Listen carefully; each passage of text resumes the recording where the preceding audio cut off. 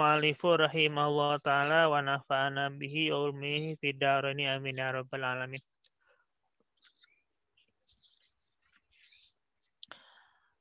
Wa ammal kibru, dan adapun takabur, ini penghalang atau penyakit yang keempat setelah yang pertama tulul amal, panjang angan-angan atau panjang lamunan, kemudian yang kedua hasud, yang ketiga istijal, nah sekarang adalah takabur.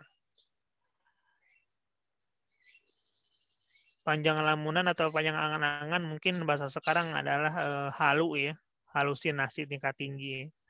Jadi berharap kita masih punya nafas yang kedua, berharap masih punya kehidupan yang diberikan di waktu berikutnya untuk berbuat amal, berbuat kebaikan. Nah, berikutnya adalah takabur. Fa'innahu, maka sungguh itu takabur adalah al-khoslatul muhlikatu ra'san. Pokoknya atau puncaknya perkara yang merusak.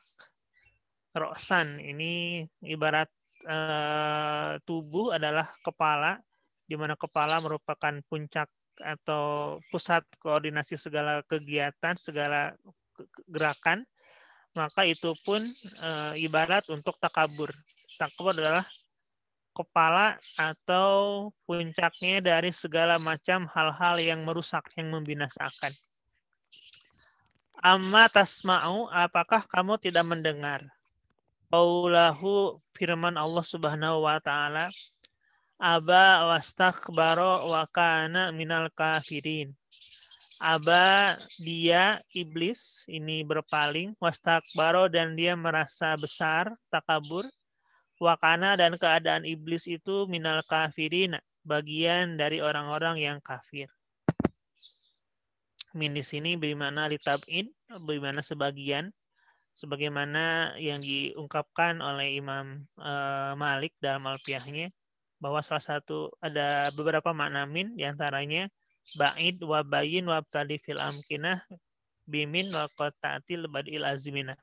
Bahwa makna min ada makna ba'id sebagian, kemudian ada makna bayin penjelasan, ada juga makna ibtida permulaan waktu atau permulaan zaman dan permulaan tempat. Walaisat, dan bukanlah hadilah khoslatu, tingkah ini, tingkahnya takabur ini, biman zilati sairir khiswali, menempati seperti perkara-perkara lain. Allati taqdahu fi amalin, yang merusak, yang mencemari dalam perbuatan, dalam amal.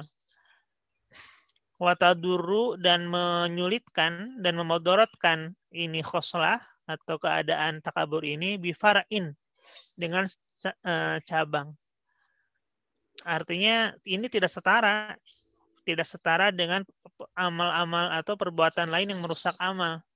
Wa inna mataduru, dan pastinya merusak takabur ini bil asli, pada pokoknya, tidak merusak cabang. Ibarat pohon, dia menyerang akar, tidak menyerang ranting, tidak menyerang daun, tidak menyerang buah, malah pada langsung ke akarnya. Inilah takabur, penyakit yang langsung menyerang akar, menyerang pokoknya. Kalau ibarat manusia, ini menyerang organ vitalnya, langsung ke vital. Bil asli.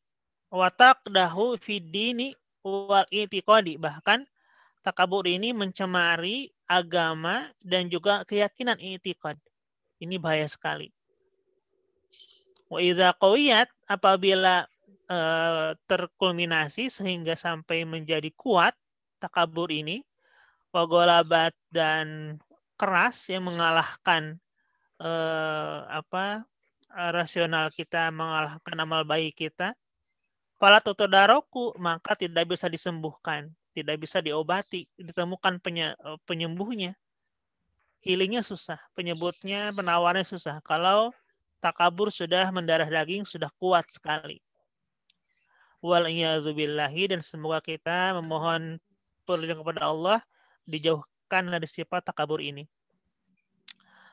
Summa aqallu ma yahiju minha ala sahibiha, kemudian paling tidak ada 4 arba'u afatin, paling tidak ada 4 perkara yang akan menimpa pada orang yang takabur. Ada 4 bahaya yang menimpa pada orang takabur ini minimal.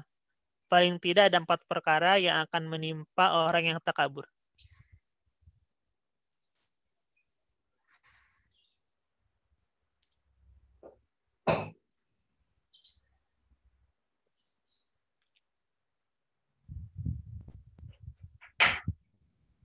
Jadi ada 4. Yang pertama adalah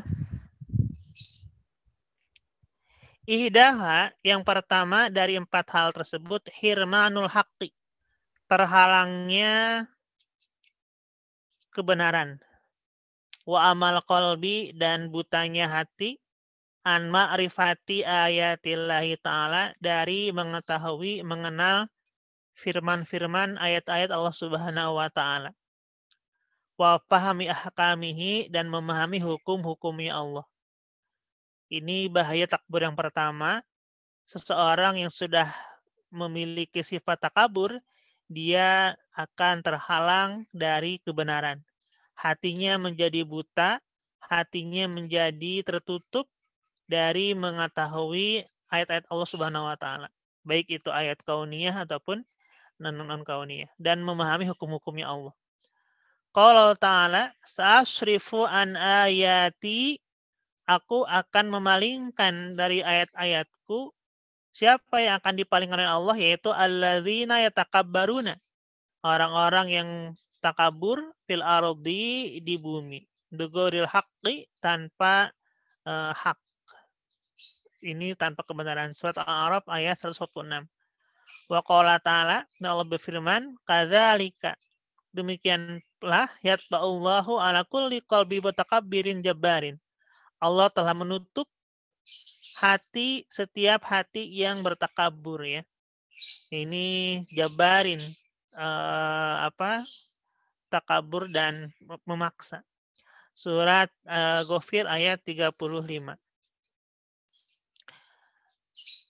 Ini luar biasa, hati-hati ketika kita sudah merasa takabur, merasa diri paling hebat, kemudian akan Allah halangi kebenaran. Tidak bisa kita melihat orang lain berkata jujur, berkata benar, seolah-olah kita lah yang benar, seolah mereka lah yang selalu salah. Ini bahaya yang pertama, akan selalu merasa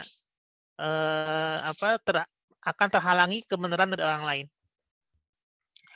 Wahsan itu, dan yang kedua, bahaya takabur adalah al-maqtu wal bugdu minallahi ta'ala. Itu benci, timbulnya rasa amarah dan benci dari Allah Subhanahu wa taala. Allah akan sangat membenci, Allah akan murka kepada orang yang takabur. Kalau Allah Azza wa Jalla, ini kebencian tanda kutip kemurkaan dari Allah Ta'ala. Inna, sungguhnya Allah la yuhibbul mustakbirina, Allah tidak menyukai orang-orang yang takabur. Surat An-Nahl ayat 23.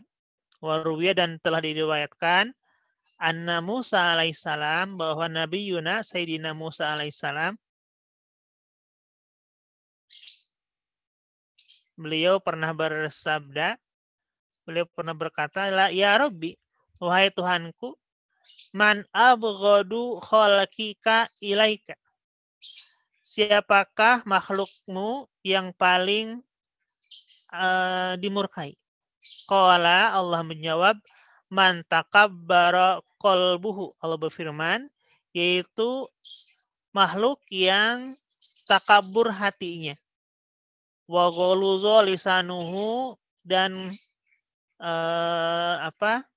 lisannya juga taglid, artinya berat, ya.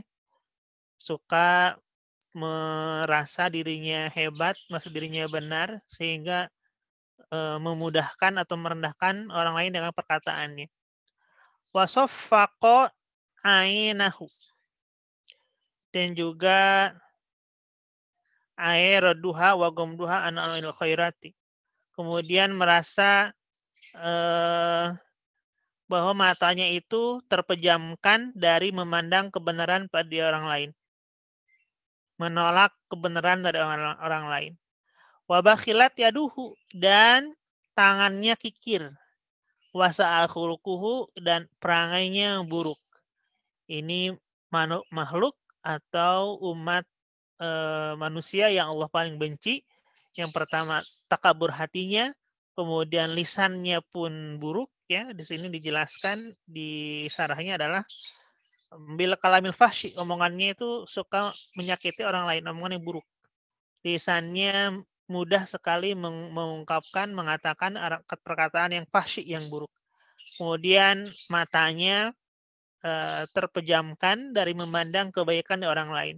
Lalu hatinya, lalu tangannya kikir, dan perangainya pun buruk. Ini bahaya yang kedua, yaitu mendapatkan murka dari Allah Subhanahu wa taala. Bahaya takabur yang ketiga, wasalasa yang ketiga adalah al-khizyu wan nakalu. Akan mendapatkan kehinaan dan siksa. Baik itu di dunia, wal akhirati, dan di akhirat. Qala Hatimun, berkata Syekh Hatim Al-Asam rahimahullah ta'ala, semoga Allah merahmati beliau, ijtana betul mauta ala salasin. Aku ingin menghindari, menjauhi kematian dalam kondisi 3 hal. Yang pertama alal kibri, dalam kondisi takabur. Wal hirsi, dan yang kedua dalam kondisi hirsun, artinya rakus dengan dunia. Wal khuyala'i, dan yang ketiga dalam kondisi khuyala. Khuyala ini dalam kondisi kesombongannya. Ay al khuyala. Bidomil kho, yaitu ay sohibi kibrin. Sama idiom atau identik artinya dengan kesombongan juga. Innal mutakabbira, maka sungguhnya orang yang takabur, la yukhrijuhullahu minad dunya, Allah tidak akan mengeluarkannya dari dunia, hatta yuriyahul hawana, sehingga sampai Allah memperlihatkan kepadanya akan kehinaan, akan hinaan. Dari siapa? Min arzali ahlihi wa khuddamihi. Dari ahlinya, dari keluarganya yang dianggap paling hina, atau pelayannya yang paling rendah. Seorang yang takabur, yang sombong, tidak akan meninggal, kecuali dia akan sempat dihinakan, direndahkan oleh keluarga yang paling rendah, atau pelayan yang paling bawah levelnya, sehingga akan merasa terhina. Walarisu, dan orang yang rakus, la yukhrijuhullahu minad dunya, Allah tidak akan membuatnya meninggal, tidak akan mengeluarkannya dari dunia, hatta yuhwijahu ila kisratin aw syarbatin, sehingga dia membutuhkan akan sepotong roti atau seteguk minuman. Ini orang rakus. Orang rakus terhadap dunia tidak akan meninggal, sehingga dia oleh Allah ditimpakan kemalangan, ditimpakan musibah, ditimpakan siksa berupa dia akan sangat butuh dengan sepotong roti atau seteguk minuman. Wala yajidu masagon, dan dia tidak akan menemukan masagon, yaitu yang bisa memenuhi dahaganya, yang bisa memenuhi rasa hausnya atau rasa laparnya. Wal muhtalu, kemudian orang yang bersifat sombong, yang memiliki kesombongan juga, la yukhrijuhullahu minad dunya, Allah tidak akan membuatnya meninggal, hatta yumarrigohullahu bibaulihi wa qadarihi, sehingga Allah akan melumutinya atau membalurnya, istilahnya, dengan air kencing dan kotorannya dan tinjanya. Artinya apa? Akan dihinakan sehina-hinanya, sampai ibaratnya dilumuri oleh kotorannya sendiri.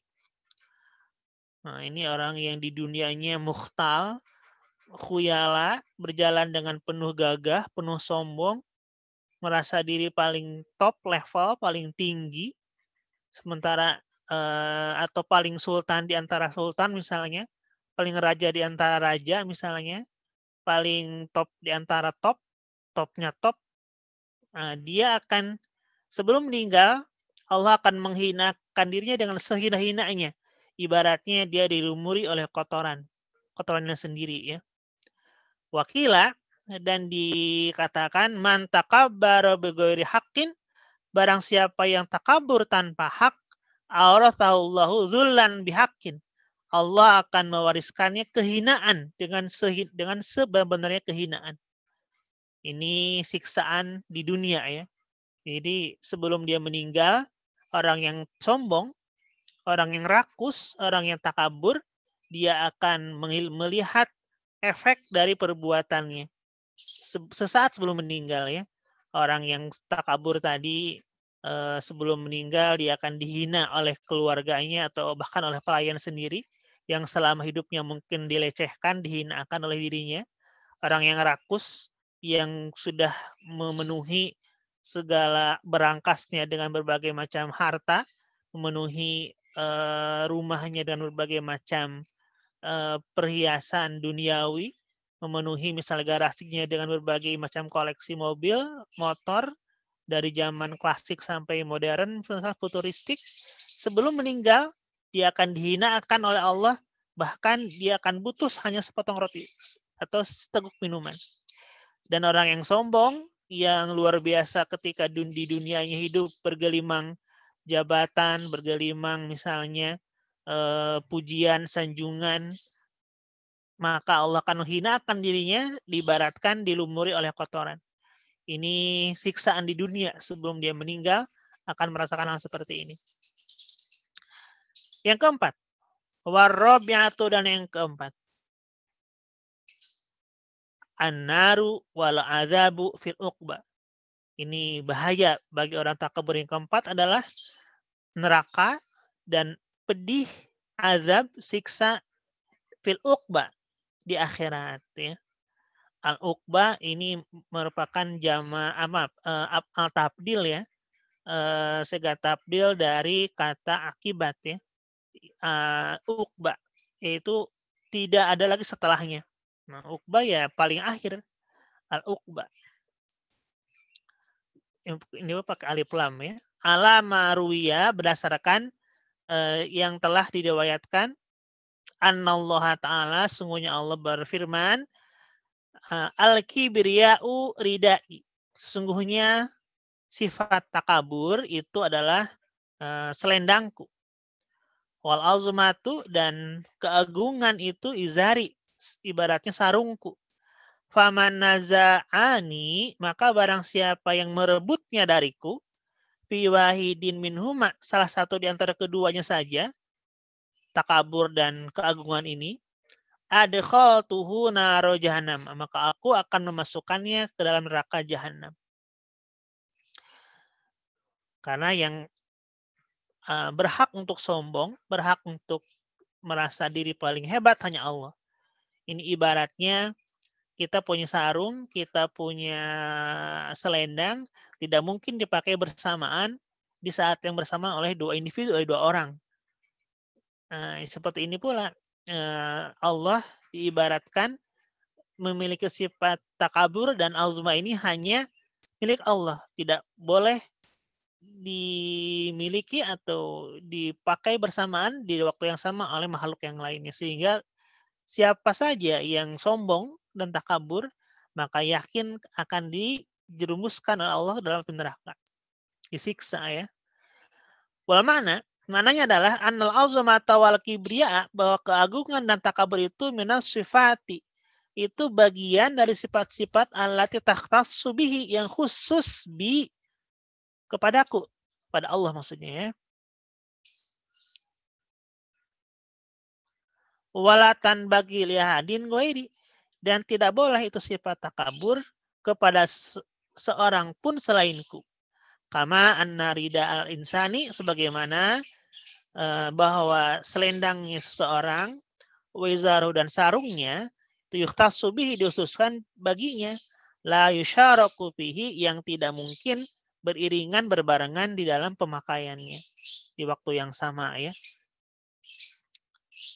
Wa inna khoslatan, dan sesungguhnya satu perkara tufawituka, yang meluputkanmu akan memahami kebenaran, wa pahama ayatillahi ta'ala, dan yang meluputkan, melewatkan, memahami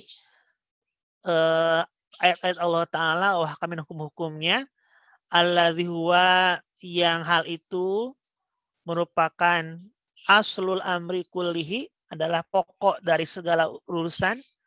Sumatus mirulaka, kemudian khoslah ini, takabur ini akan membuahkan bagimu al-maqta minallahi subhanahu wa ta'ala, kebenduan, murka dari Allah subhanahu wa ta'ala. Kemudian juga bahwa takabur ini wal khizya, akan membuahkan kepedihan atau siksa di dunia, kehinaan di dunia, wa naro, dan siksa di neraka, di akhirat, di akhirat. La yasa'ul akilu, yang mana hal ini, si takabur ini tidak akan, kalau orang berakal, tidak luas ya. Ayagfula, untuk lupa nafsi dari dirinya. Fala yuslihuha bizalatiha bil hadari wa taharruzi wal isti'adzati billahi azza wa jalla. Maka fala yuslihuha, maka seseorang tidak bisa meluluskan, memperbaiki dari sifat khoslah takabur ini, bizalatiha, untuk menghilangkan takabur ini, bil hadri, dengan cara memohon untuk menghindari, wa taharuzi, dan menjauhkan, wal isti'adzati, dan mohon perlindungan, billahi azza wa jalla, kepada Allah azza wa jalla, min dzalika tersebut. Karena untuk menghindari takabur ini tidak ada jalan lain kecuali kita harus selalu senantiasa isti'adzah, memohon perlindungan kepada Allah agar senantiasa dilindungi dari memiliki sifat takabur. Jangan sampai hal itu hinggap ke dalam hati kita. Wahwa, karena Allah lah waliyul ismati wa taufiki, yang memiliki ismah, penjagaan, wa taufik, dan taufik, bimanihi, dengan segala karunia-Nya, walutfihi, dan kelembutannya. Ini luar biasa ya.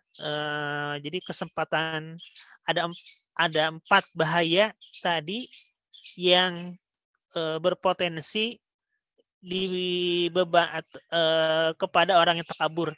Tadi ini disimpulkan oleh Imam Ghazali di alinea terakhir ini, yaitu pertama, dia akan terhalang matanya, terhalang hatinya dari mengetahui yang hak dan memahami firman Allah Ta'ala. Kemudian yang kedua, dia akan mendapatkan tusmiru al-maqta wal khizya, akan mendapatkan kebencian atau murka Allah Subhanahu wa Ta'ala. Kemudian yang ketiga, dia akan mendapatkan kehinaan di dunia. Dan yang keempat, dia akan mendapatkan wanaro fil akhirah, siksa di neraka. Ini 4 akibat bagi orang yang memiliki sifat takabur. Tidak mau tahu akan kebenaran dan firman Allah Ta'ala, kemudian akan mendapatkan murka Allah Subhanahu wa Ta'ala, kemudian akan mendapatkan kehinaan di dunia, dan terakhir akan mendapatkan siksa di neraka. Ini 4 afat atau 4 bahaya bagi orang yang takabur. Ini luar biasa. Yang pertama, Imam Ghazali dalam penyakit hati ini, kita harus menghindari tulul amal atau berhalusinasi, memiliki sehingga berefek menunda-nunda berbuat kebaikan. Kalau sudah bisa menghindari tulul amal, kemudian berikutnya ada tantangan berikutnya, yaitu ketika sudah berbuat baik, apakah dia mau berbuat baik dengan cara yang benar atau istijal, tergesa-gesa, terburu-buru. Kalau istijalnya bisa, dia berbuat baik dengan cara yang benar, berbuat amal soleh dengan cara yang baik, tidak tergesa-gesa, tidak terburu-buru, maka apakah kemudian dalam kebaikannya dia mampu menghindari hasud tidak melihat tidak senang terhadap orang lain yang berbuat baik, tidak senang terhadap nikmat Allah yang diberikan kepada orang lain. Kalau sudah dia tidak hasud, tantangan berikutnya adalah takabur. Sekarang nikmat Allah itu ada di dirinya. Dia diberi kekayaan, dia diberi jabatan, dia diberi keluarga yang baik, dia diberi misalnya dianugerahi anak. Apakah kemudian dia bisa menjadi takabur? Nah, ini empat penyakit, empat hal yang dibahas oleh Imam Ghazali yang bisa menghalangi ibadah tadi ya. Tulul amal, kemudian hasud, kemudian istijal, dan sekarang takabur ya. Nah, dalam takabur ini ada 4 bahaya, yaitu dimatikan hatinya, dibutakan mata hatinya dari mengetahui hak, kemudian firman Allah Ta'ala, kemudian yang kedua mendapatkan murka Allah, yang ketiga kehinaan di dunia, dan keempat siksa di api neraka. Mudah-mudahan kita semua mendapatkan taufik dan hidayah pertolongan Allah Ta'ala agar tidak atau dihindari dari 4 sifat tadi ya, tulul amal, kemudian tergesa-gesa dalam berbuat baik, berbuat kebaikan, itu istijal ya, terburu-buru, kemudian yang ketiga hasud, dan yang kedua hasud, yang ketiga istijal, yang keempat takabur ini ya.